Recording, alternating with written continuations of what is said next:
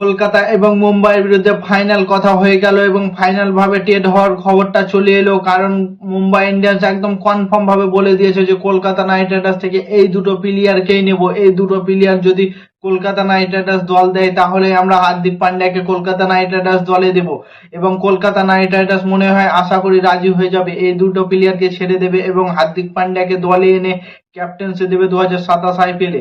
কারণ কলকাতার কথা তো তোমরা সবাই জানো, কলকাতা নাইট রাইডার্সের এসআরকে হার্দিক পান্ডিয়াকে যে কোনো মূল্যে হোক দলের মধ্যে আনতে চায় এবং সে যে কোনো প্লেয়ারকেও ছাড়তে চায়। তো মুম্বাই ইন্ডিয়ান্স একদম কনফার্ম ভাবে বলে দিয়েছে তারা দুটো বড় মাপের প্লেয়ারকে নেবে এবং হার্দিক পান্ডিয়াকে দেবে।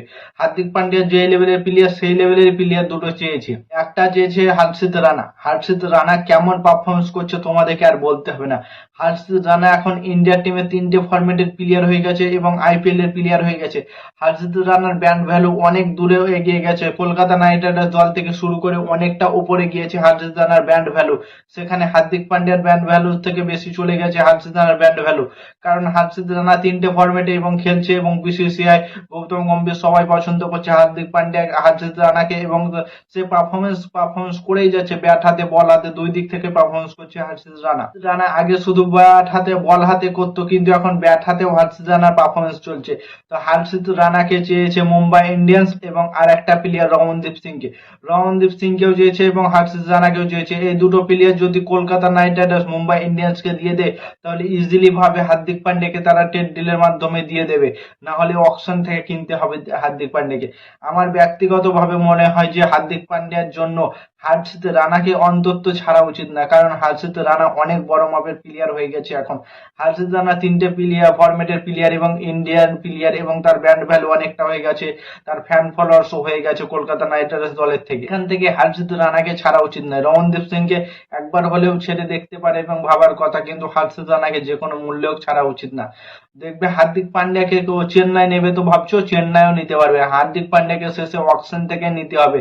তাই বলছি অকশনের জন্য তোমরা ব্যবস্থা করো, অকশনের জন্য তোমরা প্রস্তুতি করো কেকেআর। সেইখান থেকে হার্দিক পান্ডিয়াকে তোমরা অকশন থেকে তুলে আনো দলের মধ্যে, তোমাদের প্লেয়ার সুপারস্টার প্লেয়ারকে দেওয়ার দরকার নেই।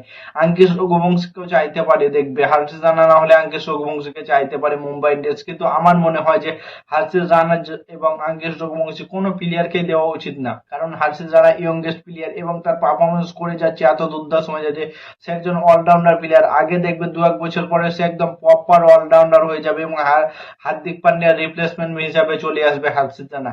কারণ হর্ষিত রানাকে দেখছে তো অক্ষর প্যাটেলের আগে ব্যাটিং এর চান্স দিচ্ছে, মানে হর্ষিত রানার ব্যাপারটা ভাবো। কলকাতা নাইট রাইডার্সের আমার মনে হয় না যে এই ডিলটাতে সাড়া দেওয়া উচিত, কারণ মুম্বাই ইন্ডিয়ান্স বলে দিয়েছে যে আমরা হর্ষিত রানা এবং রমনদীপ সিংকে নিতে চাই এবং তোমাদেরকে হার্দিক পান্ডিয়াকে দিতে চাই। কলকাতা নাইট রাইডার্স কি এই দুটো প্লেয়ারকে ছাড়বে হার্দিক পান্ডিয়ার জন্য? আমার মনে হয় ছাড়বে না, কারণ রমনদীপ সিংকে ছাড়লেও হর্ষিত রানাকে ছাড়তে চাইবে না, কারণ 3টে প্লেয়ার ফরম্যাট খেলছে, 3টে ফরম্যাট খেলার প্লেয়ার, সেখানে হর্ষিত রানাকে ছাড়া উচিত না।